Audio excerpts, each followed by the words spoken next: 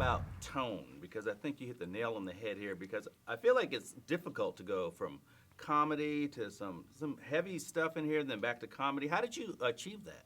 You know, I kind of pride myself on being able to balance tone in movies. You know, you look back to, you know, some of my earliest work, you know, from The Best Man and certainly my latest The Best Man Holiday, you know, we're dealing with some heavy subject matter there. And I feel that, like, it's a reflection of life. I mean, life is not just one way. Life is comedic at times. Life is, you know, is tragic at times, emotional, dramatic.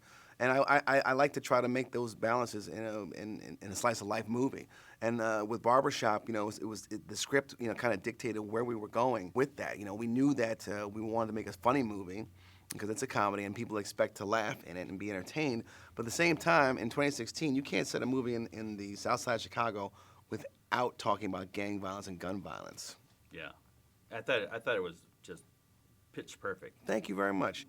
But with this cast, I feel like you almost couldn't go wrong. I mean, like, did you just set up the camera and say go? Well, you know, you would think so. You would Think it's not that easy. It's not that easy. You know, the thing about it is, in some aspects, it is like that. You know, because you kind of let you start out with a great script, and then you let these guys kind of run hog wild, especially the comedic actors. You know, kind of let them go. Cube said that they let the wild horses run, and I absolutely do that in every movie that I work on because you have to let the people feel fresh in the moment. You know, comedians' job is to find the funny always, and they're always feeling the room and what's going to work and what's not going to work.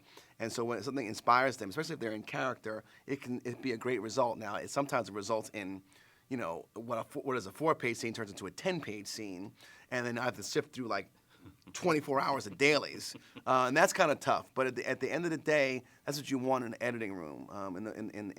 In that time after the shoot, you want to have a lot of choices in the editing room, and you know they gave me plenty of that.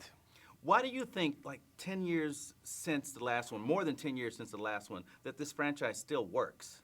You know, I think the barbershop setting is very familiar to people. You know, it's relatable. It's a place where people can talk about social issues and anything goes in there, whether it be politics, sports, male-female relationships. And a lot has happened between, you know, 2004 when the last one came out and now. You know, we've got, you know, so much social media. There was a big financial crisis. You know, we have a black president. There's so many more things to talk about now. Smartphones weren't nearly what they are now, where everybody's like you know, looking into them all the time to get information like that. So, you know, it was the right time to do it. And especially given the situation in Chicago right now, it was relevant to talk about what's happening there because it's ground zero for, you know, gun violence in America. How did the dynamic change in the barbershop when it became a co-ed kind of situation? It's interesting. We were debating like, okay, like, do we really want to combine the shops? And I was like, absolutely. It's a great time to, you know, combine the shops and, you know, for you know, real reasons like, you know, economic, you know, struggles. Let's combine the shops and let's go into business together. And, you know, I think that that men can still be themselves. They got to kind of tailor what they say a little bit, but the women are always going to, you know, give their opinions, and vice versa. So it's a great, you know, clash of the sexes and battle of the sexes that happens in there. So it adds a lot to the movie when you're able to do that and have people in the same room. Besides yourself, there's a couple of other newbies to this franchise, including Common and Nicki Minaj. Talk to me about their additions. You know, I wanted to make sure that we cast really funny people in this movie. So we got Deion Cole, who's actually been in the other two barbershops, but not in this prominent of a role. And he's such a gifted comedic genius. J.B. Smoove, you know, you could give him just one word and he'll just go off and find a whole soliloquy to talk about. You know, Regina Hall, who I've worked with before, is a great actress. She's also a great comedian. We got Lamorne Morris from The New Girl, and he's just a comic genius, you know, and really, really funny, really inventive. And I think his name's going to be in a lot of people's mouths after this movie. We have Margot Bingham and Ukhtar and Butgar. So yeah, you know, and of course, like you said, Nicki Minaj and Common, who are great additions to the franchise. Not only because, you know, they add something, you know, Common adds that whole Chicago flavor element to it.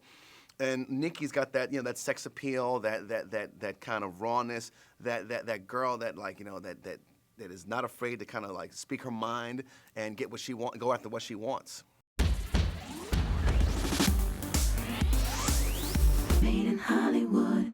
Thanks for watching this interview. As always, don't forget to subscribe and let us know what you think in the comment section below. For the next Made in Hollywood interview, click right here. Do it. Click it.